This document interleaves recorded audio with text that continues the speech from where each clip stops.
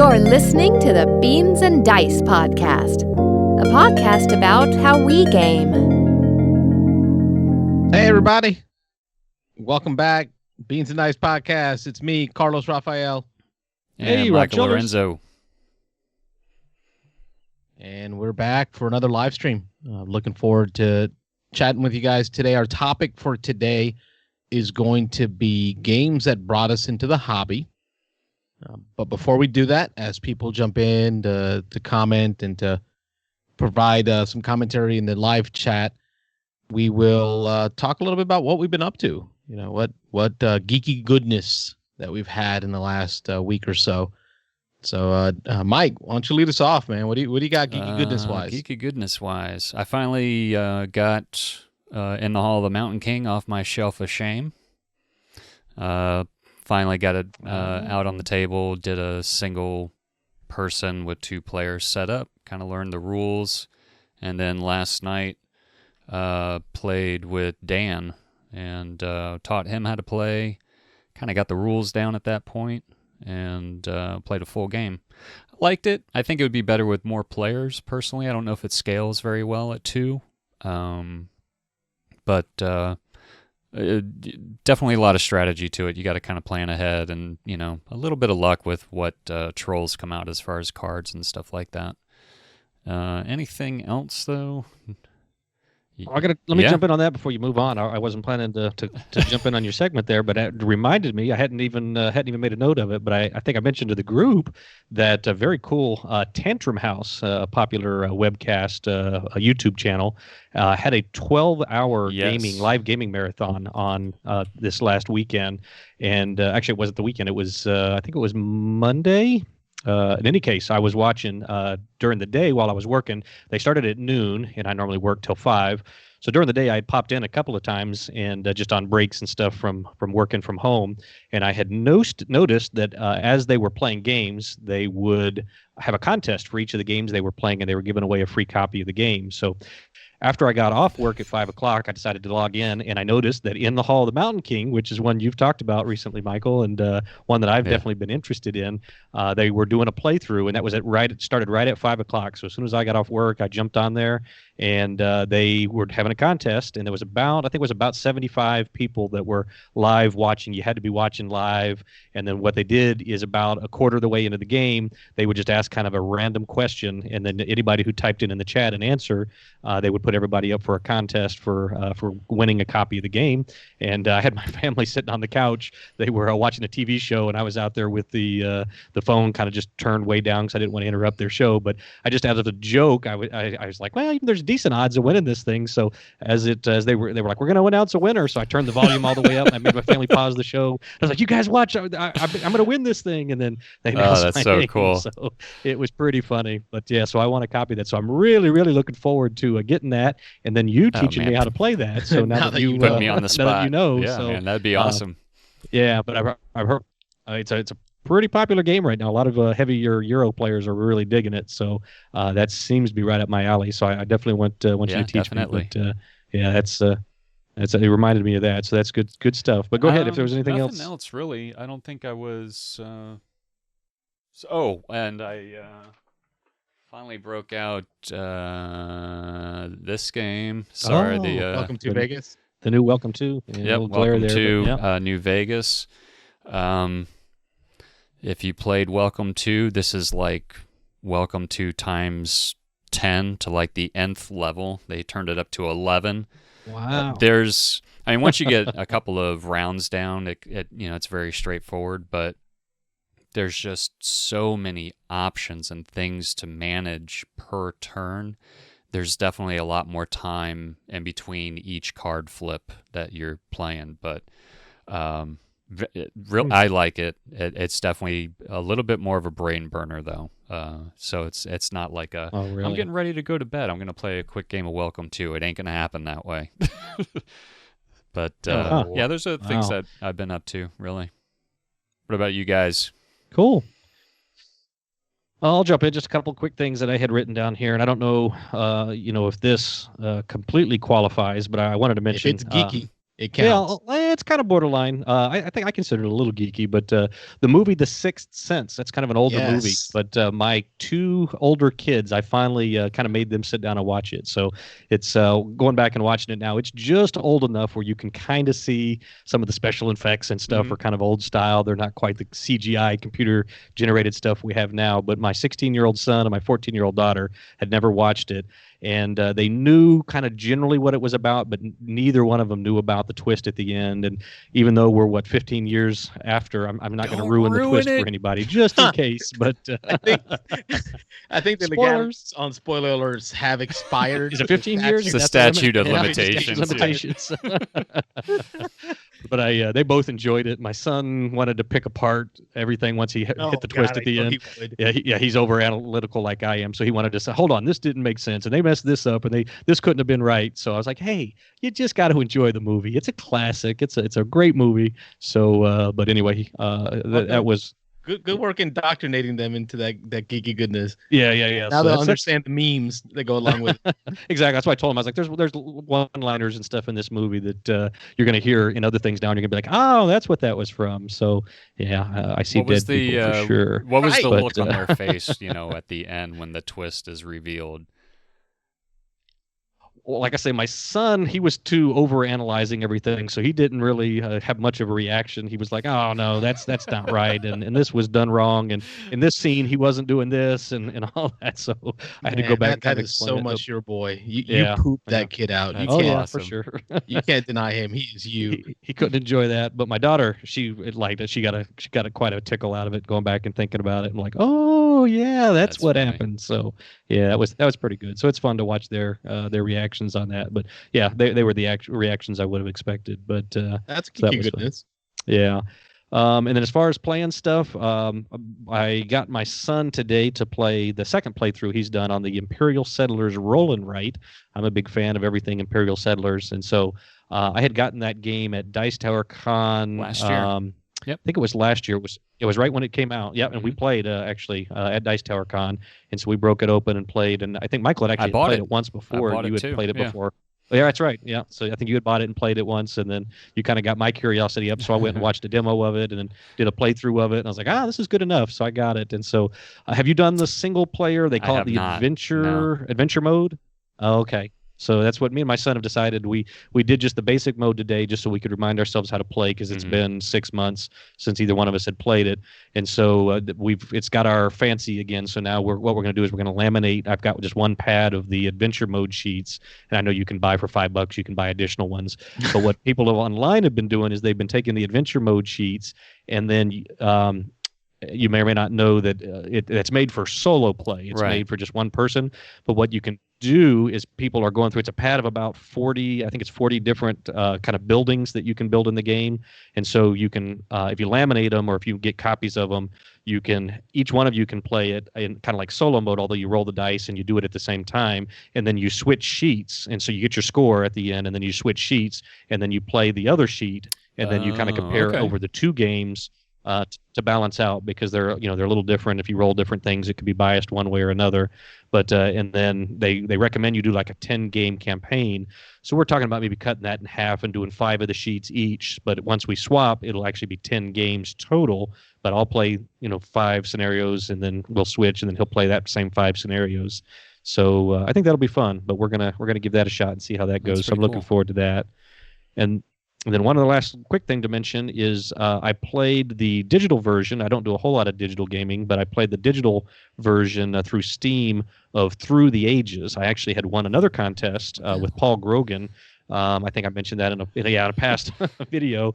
He's over from England, and he was doing I think about a 3-hour playthrough where he played through the Ages, and he was giving away 3 keys for copies of the game. And I entered through email and won a free copy of that. And so I finally had a chance to play that. Actually, me and my oldest son, the 16-year-old, played that as well. We did hot seat on the computer and just took turns. It has a thing where it blocks the screen so you can't see the other person's stuff. And then you come in, you just tell it that it's you, and then you go ahead with your turn. And it took us probably about 2 hours, probably longer than it should have, but I was teaching him the game, and it was the first time I had sat and played through the whole game. And it's really good. It's a civ building game. It once you learn it, it plays in less than an hour, from what I understand. And if you really know the game, it can play less than about 30 or 40 minutes. Nice. And so, but it is punishing. I will say that as you're learning it. It's if you make a wrong move in one of the early ages, it can really punish you. And there's actually a withdrawal feature if you're playing in a multiplayer game. And as Paul Grogan explained it, if you get weak, the other races can pick on you, and when they attack you, they steal stuff from you. And so there's actually a mode in the game where you can withdraw so that the other people playing don't just get richer and richer and richer and just pick you apart. It actually allows you to kind of take your whole self out of the game so that it doesn't bias the other people playing the game. So but again, that kind of gives you an idea how punishing it can be when it gives you an option to just withdraw entirely from the game, but allow the other people to continue. So it knows that it can be punishing. But that's what I've been up to. How about you, Carlos? I have a key for that one as well. I tried to play it, but man, that one seems. We'll have to get on then. I'll have to run that through one it. Seems rough. Yeah, very detailed. Yeah. Rob and I played The Crew, right? So we had the funeral services for my brother this past weekend, and of course Rob was there with us. Yep. So and that evening the family got together and we played some board games. So Rob came over. We got to get The Crew to the table, for the first time ever, and it was just Rob, myself, my cousin, and Rob's son, and just kind of feeling it out, learning the rules, and just making sure we got the mechanisms right. But I think we all walked away. We had to put it away because family were going to bed, and we had family sleeping in the front room, and that's why I'm not in my game room right now, because the game room was taken over by family, so the kids are in there playing video games now. So I'm in my wife's office now. But little change of scenery behind you there. Change of setting, yeah. Yeah, for sure. A little too pink for my taste, but hey, every moment matters, right? Yeah. So we got to play The Crew. We had to put it away because family was going to bed. It was getting late into the night. Yeah. We wanted to keep playing. We got through the first 5 missions, and I mean, it just hit the notes perfectly. Yeah. Just that's a game you don't want to put down. And every review I've seen of that's what people keep saying, is that's a game that you can start playing it, and then 2 hours later you don't realize 2 hours has gone by because you keep resetting. Sometimes you lose that so fast, you literally 60 seconds, 120 seconds in, you're throwing the cards in and resetting and shuffling up and dealing again. So you can sit there and just burn hours of just going through that game and not even know it. So, but it is just to chime in, it is all the hype. I hear people saying that there's the whole debate. It came out. It came out in Germany at the end of 2019. The English version didn't come out until the beginning of 2020. So as far as the spiel was concerned, it's a 2019 release. But everybody's calling it here in the States, calling it potentially one of the top games, or maybe the top game so far of 2020. And I think I'd have to agree. I haven't played anything that is that. If you like trick taking at all, it's I think it's pretty easily the best trick-taking game I've ever played. So co-op too. I mean, the better co-ops that we enjoyed. The puzzle aspect of it. I mean, there was a time we had a challenge set forth, and the cards handed out and dealt, and we all just said, "No, there's no way it's going to happen. There's no way." But we said, "You know what? Well, let's play through it." And then things started to click. Things started to work together. We started using the communication buttons to say, "Hey, here's what I got." Well, if that means that's what you have, then. Okay, then, and boom, we win. That's and it was awesome. Figure out a way to do it. Right. Yeah.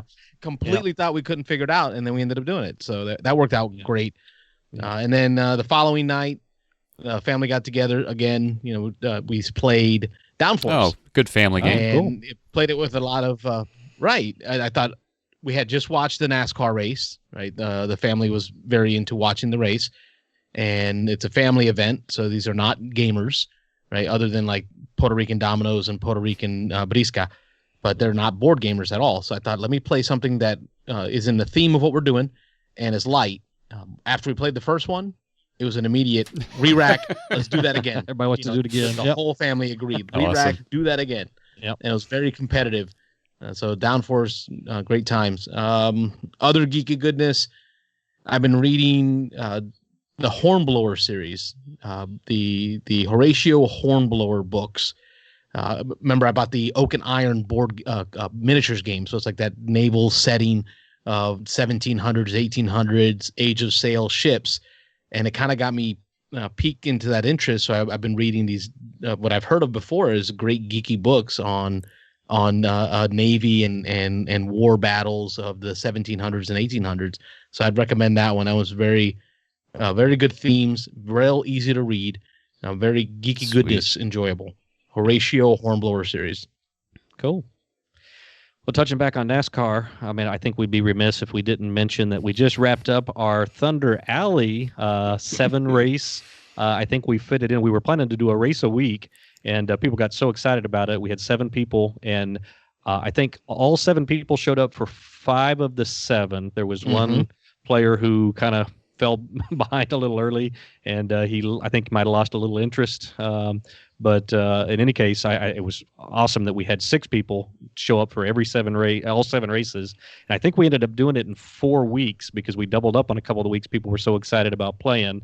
And Mohammed Lutfaya ended up being our grand champion. So we're working on a little trophy. Well, that's obvious. And he had some help from race to race. But well, that's all part of the game, though, isn't it? You gotta, yeah. Oh yeah. There's definitely some negotiation and definitely some strategizing in that. And so, yeah, I think that's probably half of it is who you can work with and who you can get to help you out. And there was a little definite backstabbing in there. There was a little bit of help me out, and once they'd help you, and then you not help them back. And sometimes you're at the mercy of your hand, and there is a little bit of hidden information in there. So it is funny watching people try to negotiate and then getting either stabbed or it not working out quite the way they thought it would. But yeah, that was a good time. I think we're definitely planning to do another series. Personally, I want to give it a week or two. I'm a week or two. Look at that. Yeah. We just ran through 7 games, almost a 5-week series, and he's like, I just need a week or 2 off. Well, a couple of guys in the group have been pushing. Yeah, have been pushing to play again like right away. And I was like, well, let's let it breathe a little bit. Let's give it a week or 2. I'm sorry I missed out on that series. It sounded like it was a lot of fun. It was. There were some pieces missing to it, right? So the fact that we had to play Tabletop Simulator digital version, we didn't have the opportunity to play in person. There's a lot missing to that game. What I learned about that game, because it's still one of my top 10 games, what I learned about that game is it's more of a social game than I initially gave it credit for, because there's so much involved with, hey, I play this card, I can pull these cards along. If you push me, I'll pull us. Teamwork working, where the Discord chat, because it only allows one person to talk at a time, didn't allow for those side table conversations to happen, those side glances, those looks that you could say, hey, look, man, I got this, so I missed out on a lot of that piece of it. So that's one thing I learned about the game. It's very social in nature. The other thing I'd learned about the game is more about the people. These personalities, Michael, came out on these folks. Oh yeah, sometimes more than you want. I never expected. To see the personalities of these folks during this game. The people we're playing with, the cutthroat nature of some folks at sometimes, then having to switch that up to a friendly nature to try to garner assistance for that car in the back. It was just great to watch, and that's I think the people is what made that series for me. And that's what it's all about with gaming anyway, and talking about, getting the... and talking about people, just as a side note, I don't want to spend too much time on the one topic here, but we are talking about some putting together our own kind of, not rules, but switching it up a little bit and doing some kind of team racing in the next series that we decide to do. And if we do that, we'll put out a call from our group here and gauge interest, but I would think we could add at least a couple more people, depending on how many cars we each race and how many we want on the track. But if we do, we've been talking about some different variations of some team racing, and having everybody have at least 1 or 2 cars on the track, but having points based on a couple different ideas we've had. But I would think we could take it probably to 10 people or maybe even more. Even if it's like a one-time event, something to try something different. But I'm looking forward to doing that in person. So getting together in person to play some Thunder Alley. Hopefully this next season will allow for more in-person games than just TTS, because there's a lot of that I learned is a lot about, can you carry the goodwill of the people at the table to help move your cars forward? And Muhammad did that excellently. Rob, he's a jerk. Oh, yeah, I'm a jerk. I kept breaking stuff up, but that's all right. That's all right. That made it fun. Again, part of my goal, and I said that from I think race 2 when people kept calling me out for breaking up the lines and doing weird things. But the game really is more fun that way. I think I finished 4th out of 7, so I was in the middle of the pack. I didn't finish first or last, but part of my fun was just kind of messing with people a little bit from time to time. I was trying to win, but I also, if I had a chance to bump somebody out of the way, cause any kind of trouble, leave break a car up a line behind somewhere, leave a car behind, yeah. As long as it benefited me, I thought it made it more fun. If everybody lines up and just races in a line, it's not quite as much fun, I don't think. But anyway, it is awesome. what it is. Yep. So great time. So that's what we've been up to. It's been a good week. I mean, we think about it with the lack of inability to get together. We've gotten some stuff played, so it's been a good week of gaming. Yeah. What we're gonna go into shortly here is our topic for the day. We're gonna talk about the game that got us into the hobby. So I think that's what we're gonna be doing next, right? Who wants to start us off? All right. So what we're gonna do now is talk about the game that got us into the hobby. So hobby board gaming, in a sense, the specialist gaming. So what is it about this industry, a game, a moment? What was it that got us deeper into this hobby is our next topic. I think we'll start off with Rob. Rob, you want to lead us off and talk to us about what got you into this hobby? Yeah, well, specifically, who got me into this hobby, and that was all this guy sitting on the other end of the camera there, Carlos. I think he may have gotten a couple of us in the group into the hobby, or at least ramped up our interest. But Carlos and I met through my wife and Carlos working together with USAA Insurance, and they both were working in what they call policy services, calling people and setting up policies and taking calls from people who had questions about their insurance policies and things. And so my wife made friends with Carlos through that, and I think y'all maybe even been in the same class or something when you came in. Maybe not, but in any case, she recognized that Carlos and my personalities would match up. The other cool thing was that we have 3 kids each. He's got 3 sons. I've got 2 sons and a daughter, and all of their ages. But at the time, we only had 1.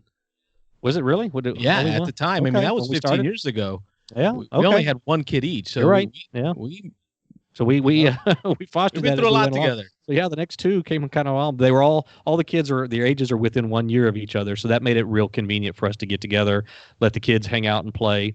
And so from pretty early on, Carlos has been a gamer a lot longer than I have. So yeah, we're looking at 10 to 15 or 13, 14 years for me now since Carlos has introduced me to the real hobby gaming. As a kid, I played Clue and Risk and Monopoly, those kinds of games. But getting into the real hobby side of it. And when we discussed, when we talked last week off camera that, what our topic was going to be this week, I had to really give it some thought. And I actually had talked to Carlos a little bit about it. I was like, can you remember what the first games you introduced me to were? Because Carlos, he had so many games at that point. He had so much experience. He kind of, I use the term shotgun games at me. Every time I'd come over, once a week, once every couple times a week, it'd be a new game. And so we went through probably 10 games within the first couple of months of our friendship. But the one, when I think back, that I really think that kind of hooked me and got me going, I think was Summoner Wars. And that, as Carlos is shaking his finger. So completely forgot about that game. Yep, that was a game I think that really kind of started to hook me. I mean, we'd played all these games, and he did a real good job of kind of easing me in and bringing me a little deeper and a little deeper. He definitely tried to get me into war games and some miniature games earlier on that I didn't catch on to.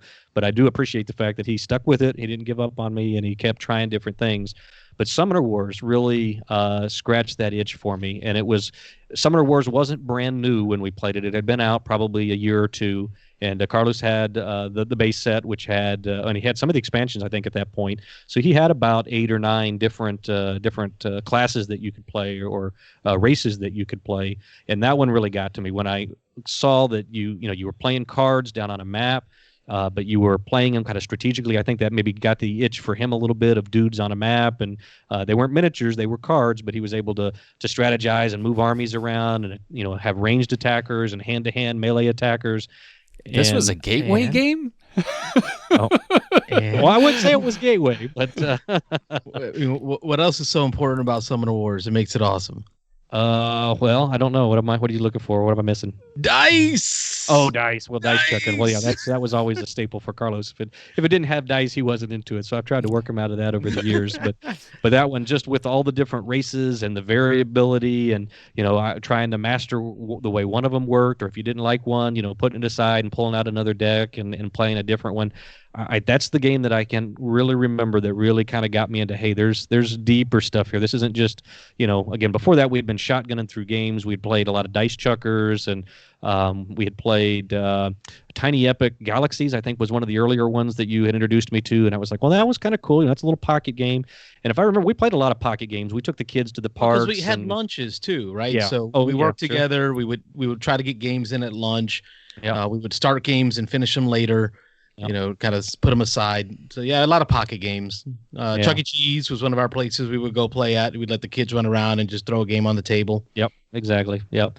But Summoner Wars, when we had a chance to sit down, just the two of us, and actually get into a game, Summoner Wars was one. And actually, that even inspired me to, I ended up signing up and beta tested a couple of the expansions before they came out with the designers. Yeah, I remember that. So that, so it was print and play. You printed all your own stuff, and then you had to play so many games and go on their website and report what the results were, how many you won, how many you lost, what the difference, what the point spreads were, and all that.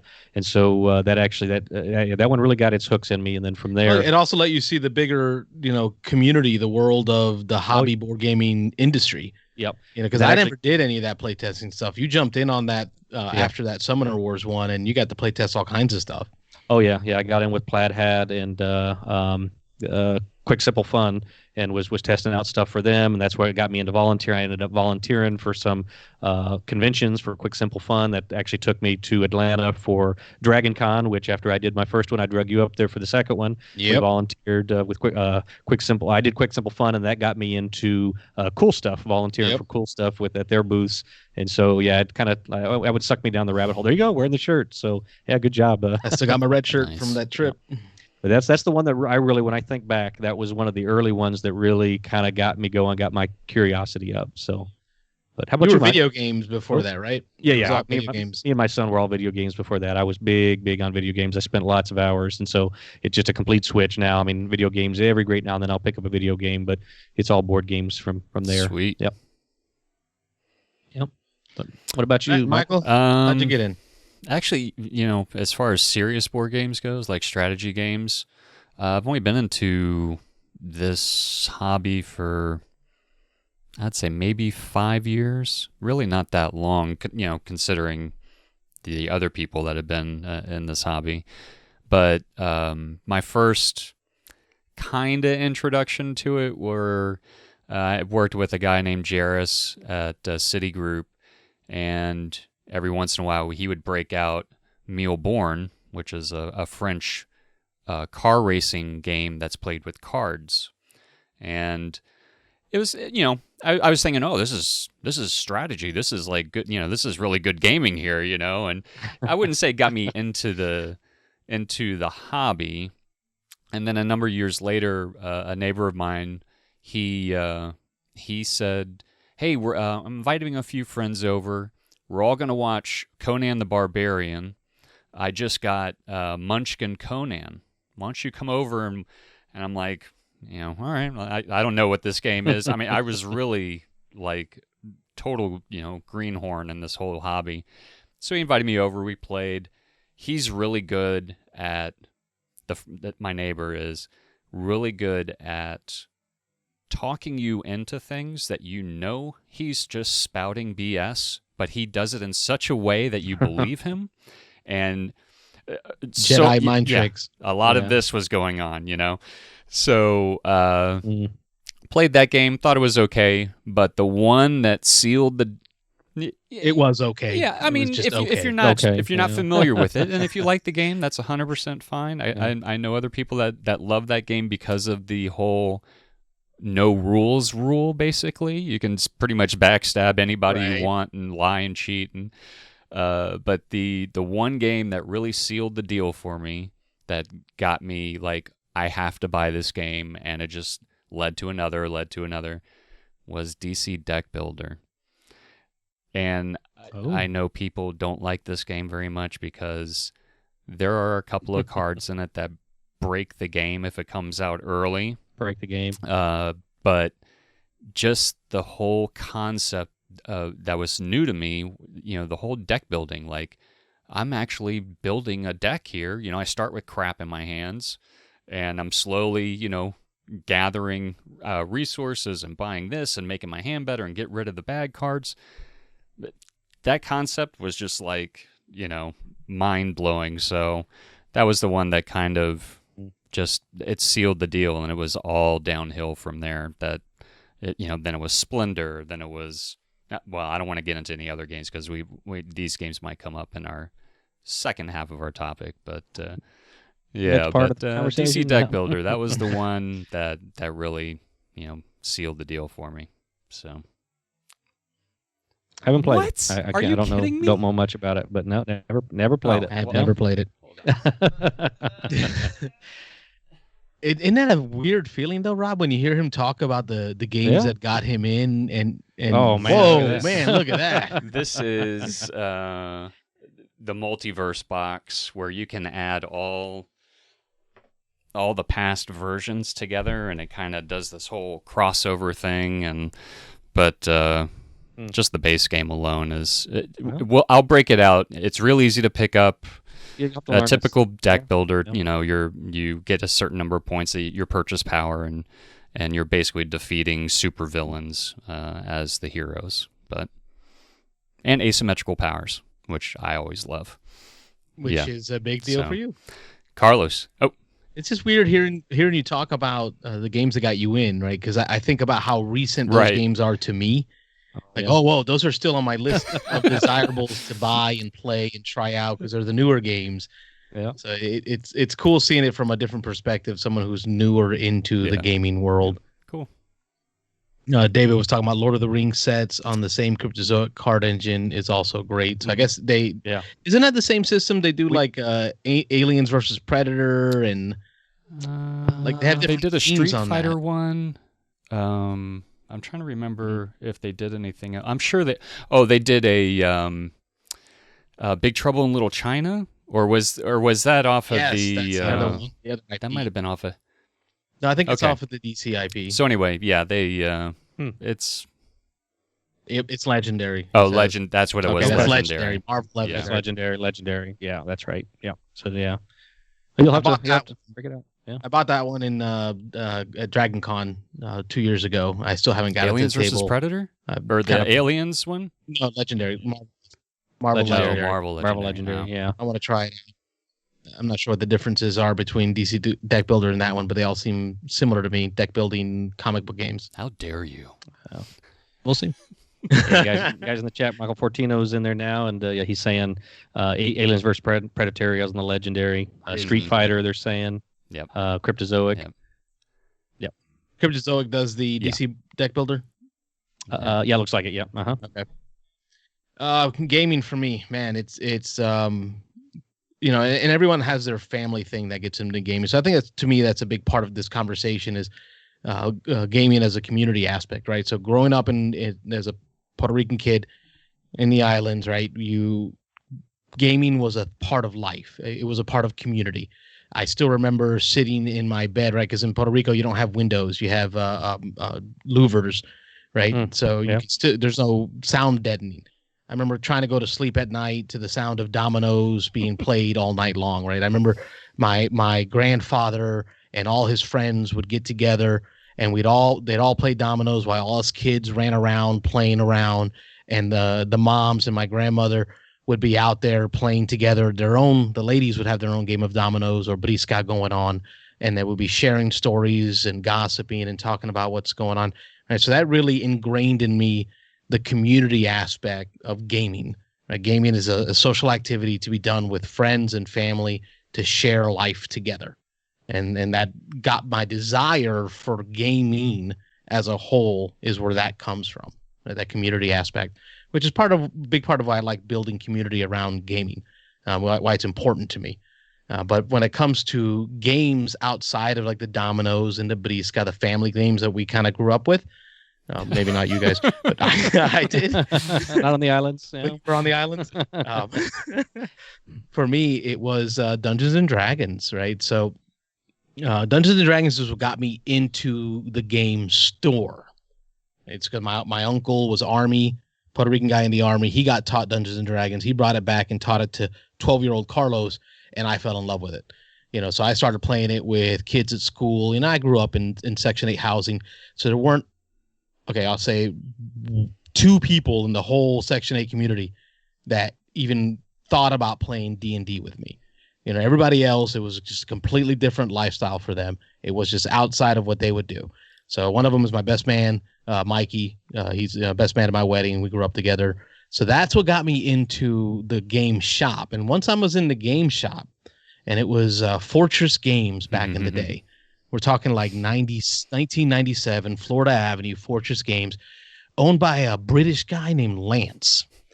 And Lance has a very strong, an accent with a kind of a lisp to him, so he's very noticeable, and always wore like checkered pants. Like think about like a punk British, and that's exactly what Lance was. So Lance owned this shop, and I got into Warhammer Quest, right? So we had a lot of these Warhammer games and British games from the UK, and Warhammer Quest is the game that got me into, I would say, board gaming, right? And I know that it's done by Games Workshop, known as the Miniatures Company, right? That's the big miniatures company.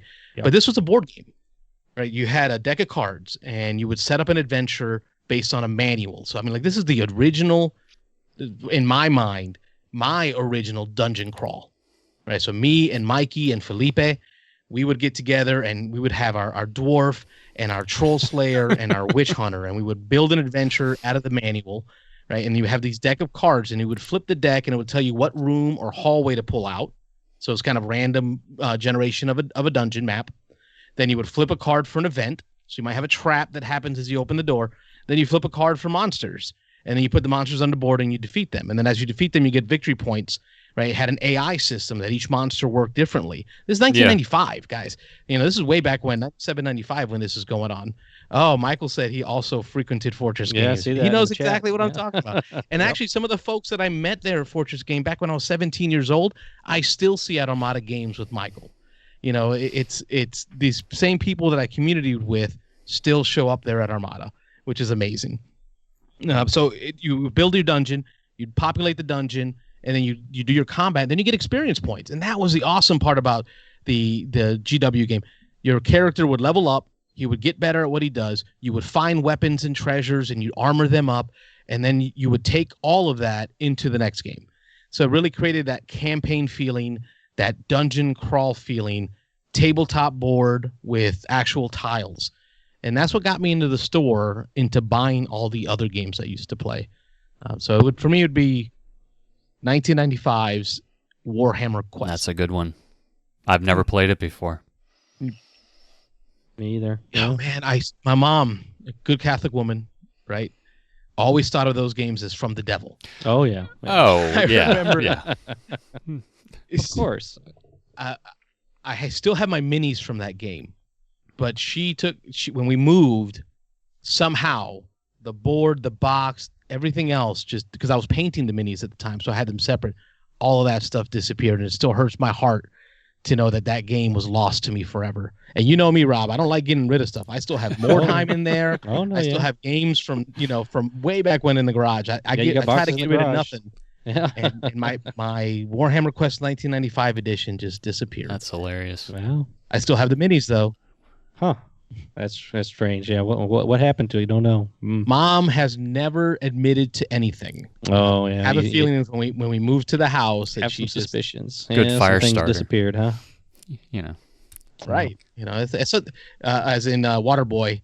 Ask the devil. Right. That was my mom with in Spanish though. Eso de diablo. Eso de diablo. It's funny because when I was in grade school, I had a friend that tried to get me into D&D. And he's like, "Come on over. We're gonna roll your characters." And I was thinking, all right, this sounds kind of neat, but it just didn't land very well for me. And back then it was like before memes were memes. It was like the funny thing was like, you're in this dungeon, you're trapped at a dead end. You've got a monster in front of you. You've got one right behind you. What do? I escape. You know, it's like that's what everybody we all. I mean, we didn't really know anything about D&D, but that was like our joke that we always used to tell. But it was considered very satanic back then for some reason. I never got the correlation between the two of those, but anyway, yeah. Right. Yeah, I tried to get Robert into it, but he couldn't do it. His son has played, but Robert hasn't. Yeah, D&D. No, I've mentioned it before, but it's I don't think I'll ever get into it. I've had people tell me over and over and over again that I just haven't had a good DM. I haven't had the right people to play with, but I don't know. Again, there's something about rolling dice behind a screen and then kind of making up what happens on the fly that doesn't sit good with me. I gotta have some defined rules. I gotta know, what happens when I do this, what's going to happen when I do that, what's going to happen. So you don't have that in D&D and RPGs. So yeah, it's just never been right for me. But now, if you had, so let's move to the next step of this topic, right? Us as we would be experienced gamers now. You're no longer a rookie, Michael. You made it Kinda to the next level. Cheap and unlocked. If we're evangelizing this community, we're evangelizing this board game a hobby that we love so much. What would you say to someone would be a good game to get started with? Right? There's so many options today. Unbelievable amount of options. More than ever. What would it be? I think it would depend if you are more of the type of gamer that is more of like a family type gamer, like you want to include your family. But if it was just like somebody, if I met you guys, if I knew you guys, and I'm thinking, okay, they'd probably like board games if I could introduce them to the right game. I always think along the lines of introduce mechanics or a game with mechanics that you can build off of. So you want to start easy. Deck building, set collection, not in the same game, but like set collection. You're trading this for that type of game. Maybe a little negotiation. Co-op games kind of help with that, but the one game I'm pretty sure I would start, and I have started multiple people into the hobby with, is Century Golem. Really? Especially Golem, because I think Spice Road, it looks boring, even though it plays pretty much the same. Century Golem it has a couple of mechanics that I think are very easy to pick up for people. You have card drafting, you have card purchasing with resources, and you're collecting resources. So it kind of teaches you that you have to think ahead a few steps, definitely, but you're not thinking like, how am I going to play this game soup to nuts? Before, I even dive into or pick up my first card. To me, it's just every single person I've introduced this game to, and I would say probably 5 or 6 that have never played games before, went out and bought it.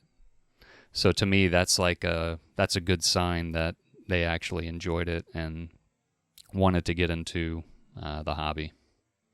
If I had to pick a second one, go ahead. I'm not picking at it, right? I'm not picking at it because I tried that one, and I found some people had trouble with the cards, right? With the concept of building this hand of cards and the actions, what actions to take in what order, and people struggled with kind of going in circles. Like, okay, I'm gonna turn this yellow cube into 2 blue cubes, and now I'm gonna turn this blue cube into a yellow cube. Wait, I'm back to where I started, right? So like how'd you overcome that? I think a lot has to do with how you teach the game. I typically think of myself as a good teacher as far as teaching rules of a game, because there's a process. Like if you introduce them into something for the game too early in the instruction portion, it could throw them way off. So me, I always start with how do you win? And what ends the game, or what triggers the end of the game. Best place to start. Just no. The best place to start is theme. Well, no. Forget it. Here's who you are, and here's what we're doing. Nope. You're a golem, and you're eating crystals.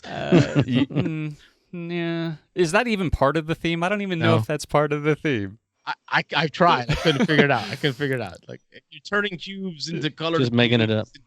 Maybe that's what it is the way I teach it. Because I also, when I teach games like that, I don't want to teach what to do.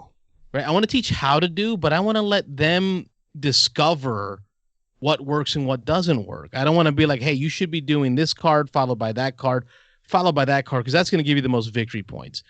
And you kind of played the game for them. They never discovered anything. So that's why I found I struggled with Gollum, because it's easy to get locked into a loop where you're not moving forward. I would agree with that. And after I teach a game, I'll ask them, you want to play a couple of rounds? If you like it, we'll continue. If you don't like it, we'll just pack it all up, and it's a quick game to set up. It really doesn't take that long. But I'll typically help them.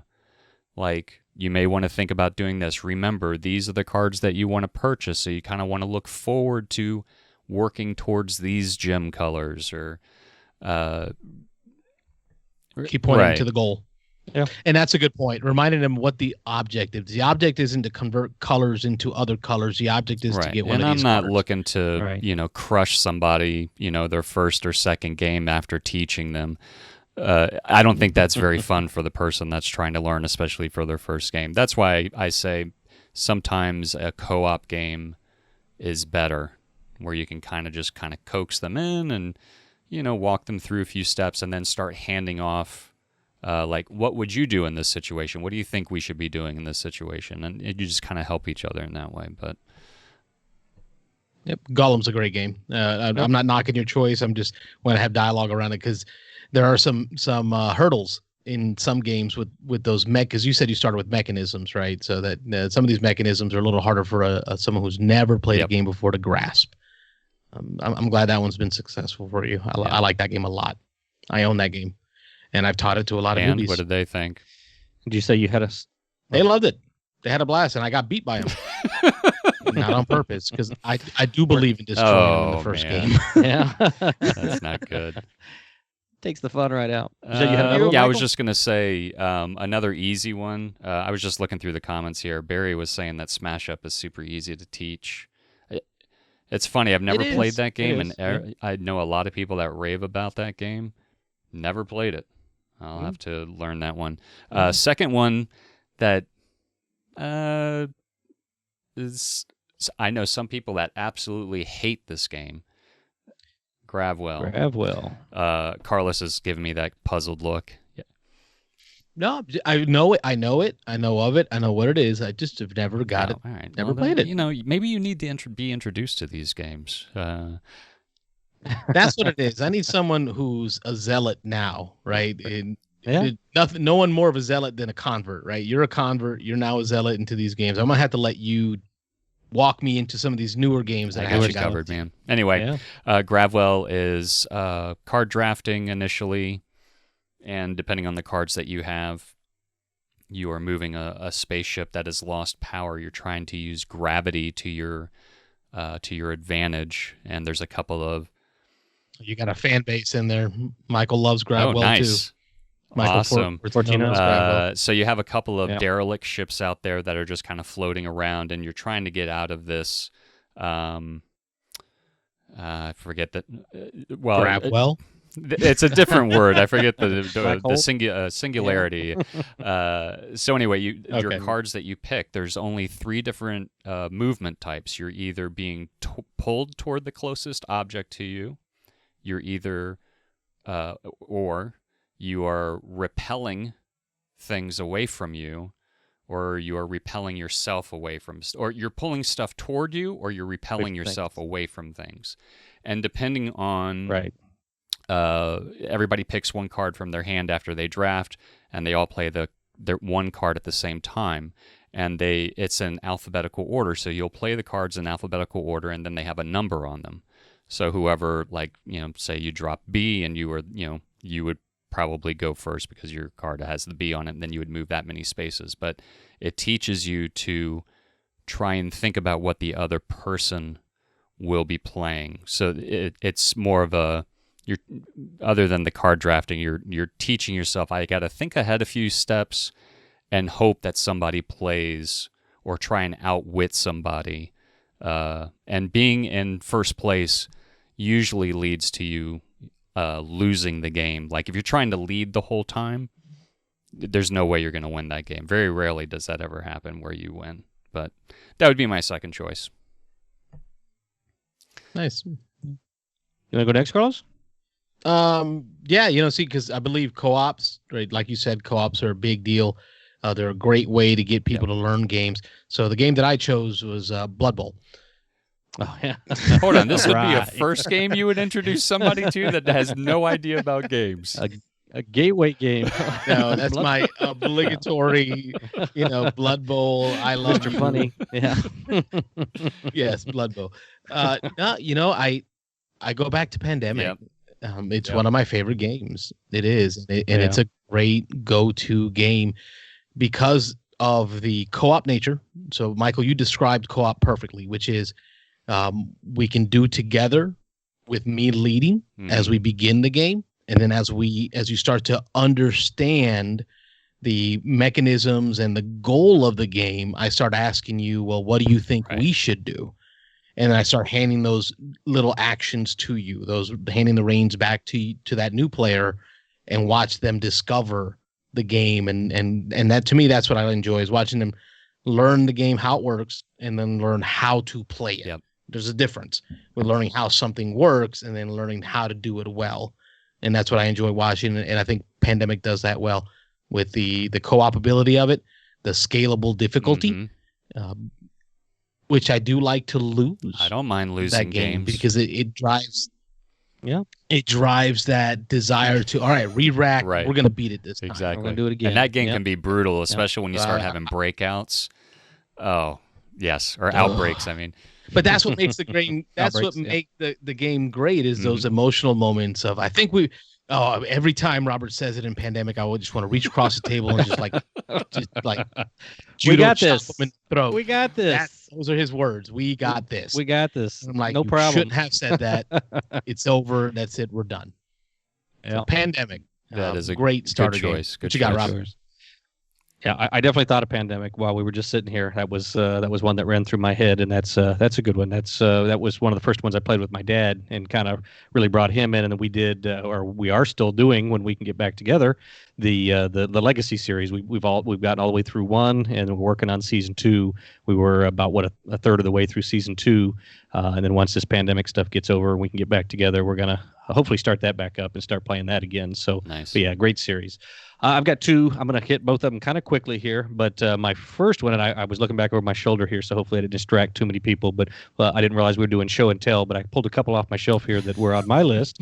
One of them is the one of the quintessential ones. One of us had to bring it up. One of us had to bring it up. I mean, it had to come out. And so I just looking back over my shoulder, that one caught my eye. And that's, anybody who's a hobby gamer is familiar with Ticket to Ride and all the variations, the different maps, and great game. I mean, it's simple. It's one of the few games my wife will play that she enjoys. She seems to destroy me and the kids when we play that one, so that keeps her interest for that reason. But just a simple game. There's enough interaction in it, putting trains down on the board and trying to race to different objectives where there's some interaction. My wife's definitely not one for much interaction or conflict in games, though, so we gotta be careful with that one so she doesn't flip a table or anything. But Ticket to Ride is definitely a staple. And I mean, if you want to talk about simple kind of gateway games, I mean, that's I don't think we could have that conversation without that game. But enough. Everybody, like I say, in the hobby knows a lot about that one. The other one is a game I'm going to show here that people are probably just sick of hearing about right now with all the press and all the pub in the last year. But another one that is kind of that next step type game. Yeah, and again, I'm not saying that this is a gateway game. I'm not saying that this is the first step that you would introduce a brand new gamer to. But if you've got friends who have played some games and they are familiar with the modern hobby and they're looking to get a game that would hook them, kind of like Summoner Wars maybe did for me, I think Wingspan hits on just so many different levels. Yep. It's so simple. Yeah, I've taught my mom how to play. I've taught her husband how to play. I've taught all my kids how to play. I have never had a bad experience. I will say my mother, it was a little complex for her, and so that's where I get that it could be a little over some brand new gamers' heads a little bit. But there's only, when it's your turn, you only have 4 decisions. There's only 4 possibilities of what you can do on your turn, and so it's a game that just moves along. There's not a whole lot of sitting and trying to figure out what you're going to do. Usually, if you're playing with 3 or 4 people, by the time it gets back around to you, you know what you want to do, and you're able to think ahead, a step ahead, because you've only got, I think, 4 choices. There's only 4 places you can put that little cube. And I believe you still haven't played this, Carlos, so we've got to get you into it. But it is so simple, and it is so beautiful. Again, I know it's been talked to death. I've watched it played. I sat next to you guys. It wasn't not enough seats, so I gave my seat up. I let somebody else play. Because I want to, Yeah. But no, I just yes, to the table. It must go. We got to get it. Next time we get together, I'm planning to I think I told you that in our personal chat. I said, hey, next time you come over, bring over a wingspan, because I got to get that off my bird chest. Yep, I'm gonna do it. And bird chest. Yeah, I get you. But it's so beautiful. The cards, even the instruction manual has to be one of the nicest instruction manuals. The linen finish. I think that's all I did while you guys were playing, is I sat there and just stroked the instruction manual the whole time. It's nice to touch, nice to play with, and then the eggs, the cardboard. I just have the base set with the base stuff in it, and I know there's tons of upgrades you can get for it now. Not expansions. I do have the expansion for it, the additional cards. The European expansion. Yeah, there we go. I bought it from a friend, but that game, just everything they did with it. Stonemaier games. I mean, that's almost enough said. That anything Stonemaier does right now is the highest production level. And this game, Elizabeth Hargrave, the designer, a female designer who she's not the only female out there designing games, but the only woman out there making games. But I mean, she knocked it out of the park with this one, and that's I hope she continues. It's just and I would also add that if you can tell somebody that isn't like heavy into games, but like you said, have played a game or two, and you say to them, "We're going to play about a game about bird watching," and they give you a look like, "Oh, geez, Louise," and then after you finish the game, if they enjoy these types of games, I can almost guarantee that they would say, I never thought I would enjoy a game about bird watching so much, or they always have something positive to say about the game. That when you hear bird watching, you're like, most people are like that. So one of the other big things I wanted to say about it also, and again, kind of touching back on my wife and the family and the interaction in that game, there is very little player interaction. So some people lose it for that reason, especially some of the real hardcore gamers don't like that as much, because there is very, very little. The only real interaction is you can steal cards, or you can steal little food dice out of the feeder if somebody else needs it. But most of the time when you're doing that, you're not even noticing that somebody else needed it. It's just that you needed it, so you grabbed it first. But it is a game where people like my wife who don't want you messing with what they're doing, you're definitely kind of doing your own thing in it. And so that can be a big plus for some people. Mike Fortinas. And that's exactly who I thought of for the audience-wise. I thought of my wife, bringing it over and playing with the family. Yeah, sure. Fortinas said that Wingspan is a good engine builder. I would totally agree. And he says, I think we'll all agree with this, that the art and components are engaging. And he gives the game a lot of credit, though he is annoyed by the publisher. There might be a story behind that I'm unaware of, but... we may have to. He's not the only one. I'm right there with him. Yeah, that could be another topic for us. Yeah. But I'm not on that cult bandwagon. I love. I mean, Side is one of my favorite games. I don't think everything Stonemaier touches turns to gold. I definitely don't think that. But they do make. I can almost guarantee that the games that they put out, the component quality and the looks. Yep. It definitely has table presence. I almost interrupted Rob, because Rob sounded like he was going to give it the biggest compliment in the world. He said it's got the best production value. Yep. Agree. I will always agree with you. Stonemaier and production value are awesome. The production of the games are great. And I'll say for me, Tapestry looked good, but I did not enjoy the game a whole lot. I did play it. The only time I played it was before they fixed some of the rules, and before they fixed a lot of the races. I guess a lot of the I don't know what they call them in that game, but the civilizations or whatever that you're playing, they did a lot of modifying. Actually, I know Dice Tower was just talking about that earlier today, that one of the races now you start with 45 points or something, and that's how broken that one was, is that it was just getting destroyed. So I think they definitely should have done some more playtesting and things on that. I'm not a Stonemaier fanboy, but I am a big fan of Scythe. I'm a huge fan of Wingspan, so I like a lot of the stuff they do. But yeah, I'm not automatically on board when it comes to Stonemaier. Yeah, I'm not looking to beat up Stonemaier. No, I don't no. make that session, but I did fall asleep through viticulture. Well, I also remember you falling asleep during a game of Thunder Alley as well. But and Way of the gosh, Panda. you were there for that one? And and you were what was you were falling asleep and actually, leaning forward, and you started pushing the cards. yeah, they started bunching up the tablecloth, and I was like, I do- somebody catch him. I do want to give viticulture a second try. I listened to a recent episode of Secret Cabal Gaming Podcast, and they talked through viticulture again, and I do want to give Never that one played another it, but try. I've heard good things. So I'm not. And we'll get Nick to bust Yes. out his copy and play that for one sure. again. For sure. Well, the great topic. Thank you for catching me up on what you guys have been up to gaming wise. Thank you for your support for my family and the loss that we've dealt with. Having you all in this gaming community, sharing your support for what we've been going through has really kept me moving forward, knowing that, I've got some real friends that I've made in this community with what we've been dealing with. And I'm looking forward to, now that we are reopening things here in Florida, to getting out and seeing you guys in person. So I think this weekend, Robert and I will be out again. We're hoping to plan that to get out and play something in the public sphere. Out to Your Turn Cafe. They just opened this last week, I believe, and we're going to try get over there and see Dan, and I'm not looking forward to any large groups. We've talked about that a little bit. That some of the guys in the group were talking about getting one of our big game days together and getting 10, 15, 20 people together. I'm not quite ready for that yet. I want to test the waters. I want to see how this thing plays out over the next few weeks. But I'm definitely all down for groups of 3, 4, 5 maybe people, just trying some things out. So Awesome. Well, thanks again. We are the Beans and Dice Podcast. I'm Carlos Rafael. I'm Michael Robert Lorenzo. Childers. Thanks everyone for joining the chat and watching. We will see you on the next one, everyone. Good Keep night. gaming. Thanks for watching. Take care.